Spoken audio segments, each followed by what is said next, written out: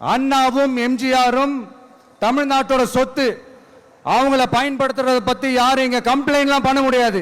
அண்ணா எங்களோடது, எம்ஜிஆர் எங்களோடது, நீங்களா எடுத்துக்க கூடாது அப்படிலாம் யாரும் இங்க அழுதுட்டு இருக்க முடியாது, சொல்லிவிட்டேன்.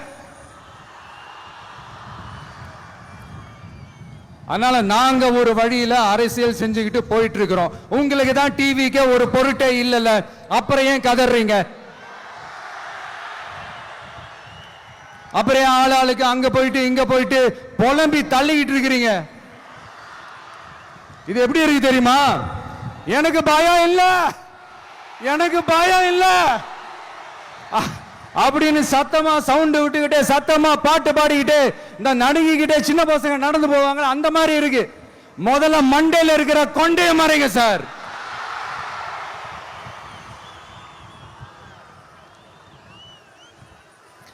சும்மா மாறு வேஷத்துல மறு வச்சுக்கிட்டு மீடியா ஆளு, ரேடியோ ஆளுன்னு இவங்க ஆளுங்களே மாத்தி மாத்தி அனுப்பிக்கிட்டு, இதெல்லாம் என்ன மக்களுக்கு தெரியாதுன்னு நினைச்சிட்டு இருக்கீங்களா? மக்கள் எல்லாத்தையும் உன்னிப்பா கவனிச்சிட்டு இருக்காங்க. அதனாலதான் சொல்றேன், உங்களுக்கு நீங்க கொள்ளையடிச்சு வச்சிருக்கிற காசு தான் துணை. ஆனா எனக்கு என் மேல எல்லையில்லா பாசம் வச்சிருக்கிற இந்த மாசு தான் துணை.